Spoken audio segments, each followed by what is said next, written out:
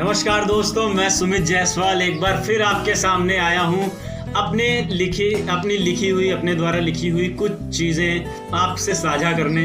और अगर बुरी लगेंगी या ख़राब लगेंगी तो मेरी भूल समझ के माफ़ कर दीजिएगा। मैं कोई प्रोफेशनल शायर नहीं हूँ, बस अपने कुछ जज्बात आप लोगों के साथ शेयर करना चाहता हूँ। तो दोस्तों, मेरी पहली शायरी है जो, या उसे शायरी का नाम दे के मैं शायरी को बदनाम नहीं करना चाहता, लेकिन ये जो मेरा पहला लेख है ये उस सिचुएशन पे है कि खासकर आज की सिचुएशन पे कि हम लोग अपना जीवन बेहतर बनाने के चक्कर में ही तो घरों में बैठे हैं कि हम लोगों का फ्यूचर, हमारे बच्चों का फ्यूचर, हमारे आने वाली नस्ल का फ्यूचर बचा रहे। तो उसी पर है एक कि फ़लसफ़े की तलाश है ज़िंदगी जीने के लिए, फ़लसफ़े की तलाश है ज़िंदगी जीने के लिए, फ़लसफ़ा मिल जाएगा इसी उम्मीद में ज़िंदगी जीते जा रहे हैं। दोस्तों, कुछ चीज़ें होती हैं, कुछ लोग होते हैं जो अपने हालातों से दूसरों के हालातों को कंपेयर करके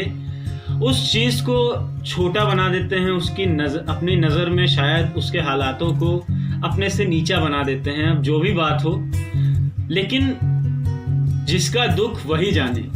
तो ये वही वाली बात है और उसी पे मेरा अगला लेखन है कि हमारे तुम्हारे दरमियान हालातों का बड़ा फासला है, हमारे तुम्हारे दरमियान हालातों का बड़ा फासला है, तुम्हारी हंसी में तुम्हारे सुख की झलक है, तुम्हारी हंसी में तुम्हारे सुख की झलक है, हमारी हंसी में हम अपना दुख छुपा लेते हैं। दोस्तों, कुछ लोग अपनी दूसरों की बुराइयों पे तो बड़ा गौर करते हैं, लेकिन अगर अपनी कुछ कमियां निकालने में आ जाएं तो जैसे लगता है कि उनसे बड़ा संत आदमी है ही नहीं कोई। तो अपनी बुराइयों पर भी उतना ही बोलना चाहिए खुल के जितनी अपनी अच्छाइयों पे बोलते हैं। तो उसी पर एक मेरा ये अगला है कि कुछ लोगों को अपनी बुराइयों से बड़ा प्यार होता है, कुछ लोगों को अपनी बुराइयों से बड़ा प्यार होता है और दूसरों की अच्छाइयों से उतनी ही नफरत।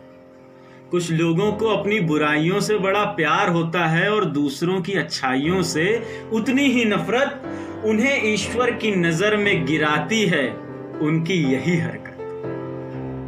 किसी से सच्चे मन से अगर बात करो और वो अगर उसमें भी अपना फायदा लगाए, फायदा दिखाए, फायदा देखे, तो ये उन्हीं लोगों पे है कि फर्क हो जाएगा उस दिन हमारी तुम्हारी बातों में, फर्क हो जाएगा उस दिन हमारी तुम्हारी बातों में, जिस दिन दिल से तुम हमारे दिमाग लगा बैठो।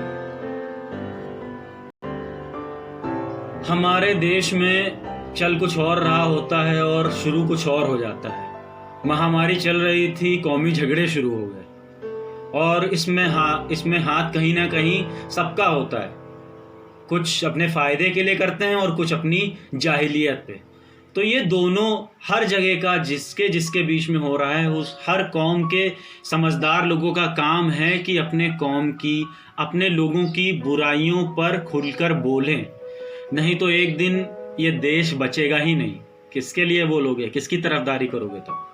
तो उन्हीं पर है ये कि अब जीवन में ये जो परीक्षा है, इसमें सबका अव्वल आना ज़रूरी है।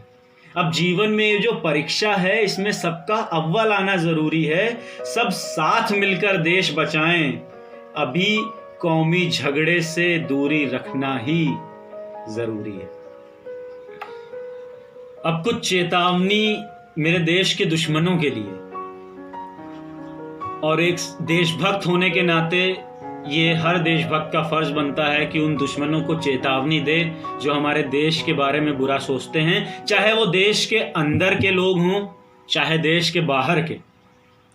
खामोश कर दूं मैं हर वो सांस, खामोश कर दूं मैं हर वो सांस जो वतन के खिलाफ दम भरे, खामोश कर दूं मैं हर वो सांस जो वतन के खिलाफ दम भरे, मिटा दूं मैं हर वो हस्ती को ज़मीं से जो मेरे वतन की बर्बादी के लिए परवान चढ़े।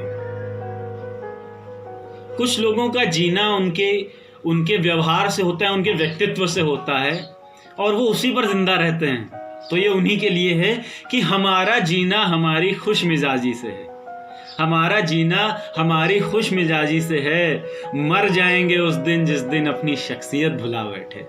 बहुत बहुत धन्यवाद।